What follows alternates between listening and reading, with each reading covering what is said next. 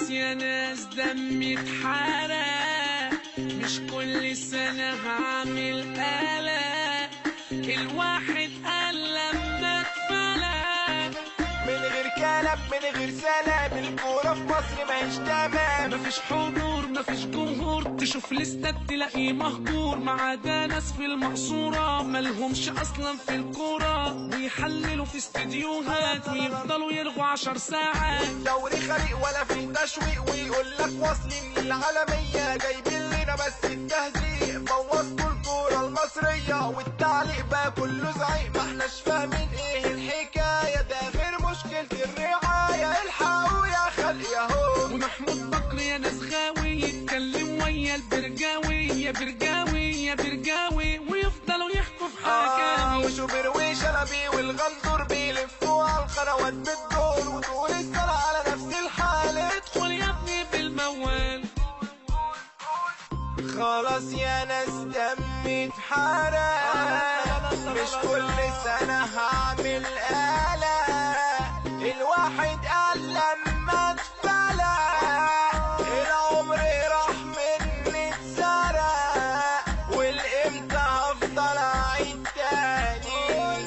الواحد بقى منكم اتخنق. زملكاوي اهلاوي الكل خلاص بقى متساوي، لاعب شارينه السنة دي يطلع الماضي الكام نادي، ولاعب بينافسنا عالتاني، ولاعب حرف بس اناني، واقف عالكورة بمنظرة راح واكل شنوك من ورا. ولاعب تلاقيه بقى بالملايين علشان جاب له جون ولا اتنين، اما الحكام ما بيزهقوش، حتى الفاول ما بيحسبوش، وهنفضل كده على نفس الحال. ادخل تاني بالموال. النادي ده اللي مفرحك هيجيله يوم ويسرحك، بعد ما تلعب موسمين هيجيب واحد مطرحك. كنت اساسي ونجم كبير، فجأة بقيت تنزل تغيير، ولا حد فاكر لك ولا لعبة، الدنيا ما بقاش فيها خير.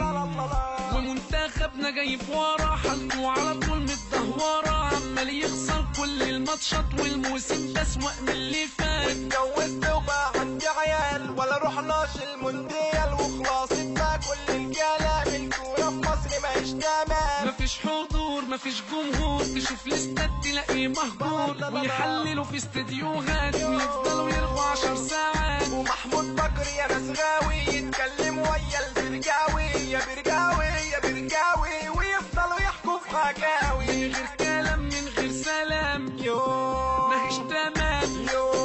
مفيش جمهور، تشوف الاستاد تلاقيه مهجور، وخلاصة الكلام الكورة في مصر ماهيش تمام.